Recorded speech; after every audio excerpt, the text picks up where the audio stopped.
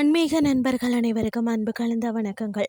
இன்றைக்கு நாங்கள் ஆன்மீகம் சம்பந்தமான பதிவில் பார்த்தீங்கன்னு சொன்னால், சித்தர்கள் போற்றும் பொன் ஊதிமலை அருள்மிக உத்தண்ட வேலாயுத சுவாமி திருக்கோயிலின் சிறப்புகளை தான் நாம் இன்றைக்கு பார்க்கலாம்.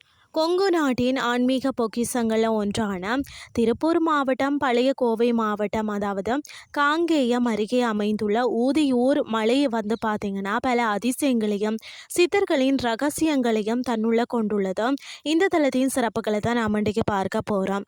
இந்த பெயர் வர காரணம் என்னன்னு சொல்லி பார்த்தீங்கன்னா, 11 சித்தர்களில் ஒருவரான கொங்கண சித்தர் பார்த்தீங்கன்னு சொன்னால் இங்கிருந்த மூலிகைகளை கொண்டு தான் நெருப்பு ஊதி பொன் தயாரித்ததால் இந்த தலம் பொன் ஊதி மலை என்றும் அழைக்கப்படுகிறதாம். அம்மன் தூக்கி சென்ற சஞ்சீவி மலையின் ஒரு பகுதி இங்கே வீழ்ந்ததாக கருதப்படுவதால் இது ஒரு சஞ்சீவி மலை என்றும் போற்றப்படுகிறதாம். இந்த கோயிலின் மூலவர் பார்த்தீங்கன்னா உத்தண்ட வேலாயுத சுவாமி. கையில தண்டம் ஏந்தி இடது கையை இடுப்புல வைத்தபடி வெற்றி வேலுடன் கம்பீரமாக நின்ற கோலத்தில் காட்சியளிக்கிறார்.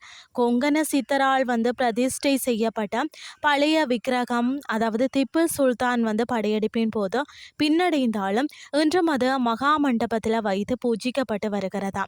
மலைப்பகுதியில் கொங்கண சித்தருக்கு தனி சந்நிதி உள்ளதா. அவர் வடக்கு நோக்கி யோக நிஷ்டையில அமர்ந்திருப்பதை இன்றும் நாம தரிசிக்கலாம். இன்றும் கூட பௌர்ணமி மற்றது விசேஷ காலங்களில் சித்தர்கள் ஒளி வடிவில் முருகனை வணங்கி செல்வதாக பக்தர்கள் நம்புகிறார்கள்.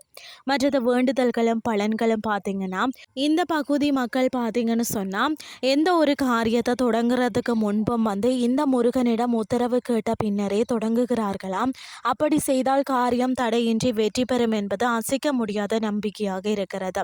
செவ்வாய் வழிபாடு திருமண தடை நீங்கவும் குழந்தை பெருக்கிட்டவும் பார்த்தீங்கன்னா தொடர்ந்து 9 செவ்வாய்க்கிழமைகள் முருகனுக்கு அபிஷேகம் செய்து நெய் தீபம் ஏற்றி வழிபட்டால் நல்ல பலன் கிடைக்கும். மற்றது தைப்பூசம் மற்றது கந்த சஷ்டி விழாக்கள் இங்கே மிக விமரிசையாக கொண்டாடப்படுகிறதாம்.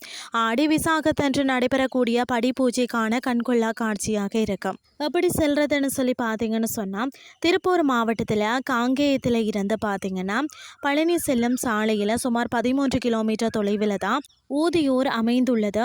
அடிவாரத்தில் இருந்து 156 படிகள் ஏறினாலே மலைக்கோயிலை அடையலாம். முருகப்பெருமானின் அருள் அனைவருக்கும் கிடைக்க இந்த பதிவை பகிருங்கள். இன்றைய ஆன்மீகம் சார்ந்த பதிவு உங்களுக்கும் பிரயோசனமாக அமைஞ்சிருக்கும்னு சொல்லி நானும் நம்புகிறேன்.